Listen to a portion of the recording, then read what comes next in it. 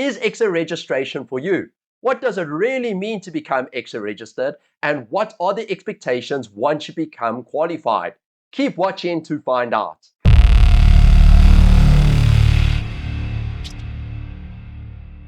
Hey there, Mike Young here, and welcome to this video where we are going to discuss if becoming professionally registered is really for you.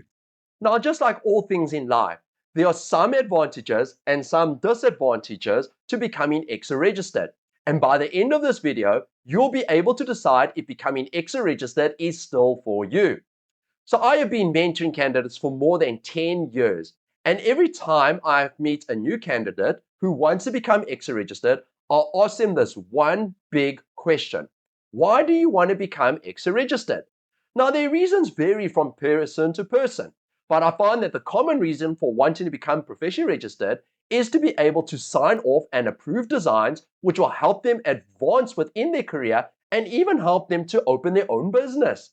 But the journey from where you are now to becoming an accredited engineer is a long journey that should not be taken for granted. I mean, yes, your primary role of doing engineering work will never change as long as you remain within the industry. But whether you live up to the title of being called a professional is a completely different story. Now, what do I mean by this? So if you go onto ECSA's website and look under reasons why you should register, you will see benefits such as peer recognition, public confidence, international recognition, marketability, compliance, professional status, and benefits for the country in terms of public safety.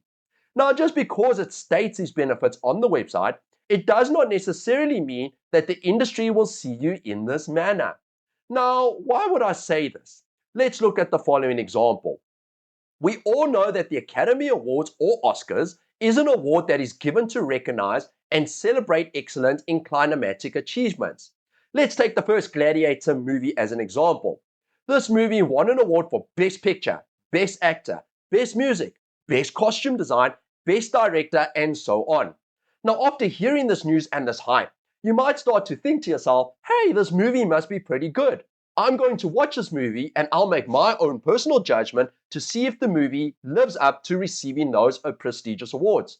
Now, there will be times when the movie lives up to those awards, and there will be times when you hear of a movie receiving an award, but it's absolutely horrible. And you ponder, how does this rubbish movie win such a prestigious award? The same principle can be applied to ECSA registration. You may have the title of being a professional, but how industry views and recognizes you depends on your performance and if your clients enjoy working and dealing with you. Speaking of like, if you have not done so already, go ahead and hit the like button below so you can help us grow and deliver more great content for this channel. So what do I mean by how industry views you? Well, putting it in simple terms, how do you perform when conducting your engineering duties? Are you a person who does things differently, where you think outside of the box for a solution? Do you comply with standards? Do you check your designs? And are you only satisfied when things are done correctly and handled in the best possible manner? Or are you a person who does things half-heartedly? Do you produce substandard work just to get the job done? Or do you take things for granted? The type of person you choose to be has a direct relation on how industry views you as a professional. Now, I know what you might be saying. Mike, how can you say such a thing? I mean, am I being biased in this viewpoint?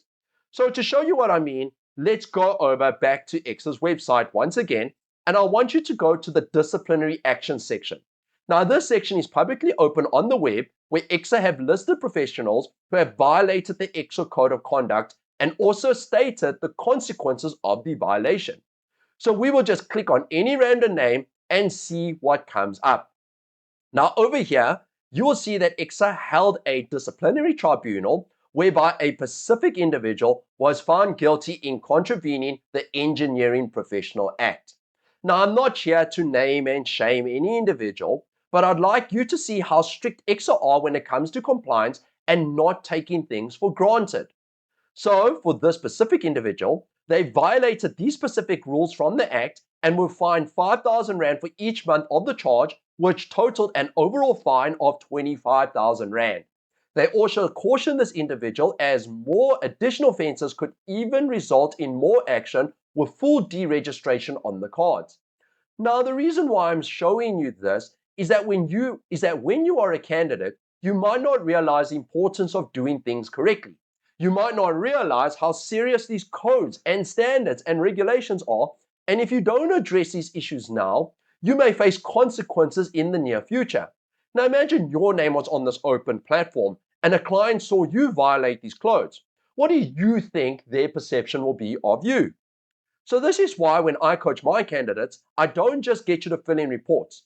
I work on the skills that ECSA require from you so that you don't end up violating the code of conduct, facing penalties, or worst case scenario, having your license suspended. Now I want to be able to share a scene from Spider-Man that always stuck with me throughout all my years. No, not exactly. Peter, these are the years when a man changes into the man he's going to become the rest of his life. Just be careful who you change into. This guy, Flash Thompson, he probably deserved what happened. But just because you can beat him up doesn't give you the right to. Remember, with great power comes great responsibility. With great power comes great responsibility. Wow, that line still gives me goosebumps till this day. So what does Spider-Man have to do with ECSA? Well, maybe becoming ECSA registered is not so different from this movie, as the responsibility of public safety always comes first, and as an engineer, ECSA entrusts that you use your main superpowers to perform safe and reliable designs in a professional manner. How well you are able to accomplish this will be now how the industry will view you as an individual. Now that we have shown you the advantages and disadvantages of becoming professionally registered, I'd like to ask, is ECSA registration still for you? If after watching this video, you still feel that ECSA registration is for you, then go ahead and hit the subscribe button and binge watch all our videos as we will go step by step through all the tasks that will take you from where you are now to submitting your application.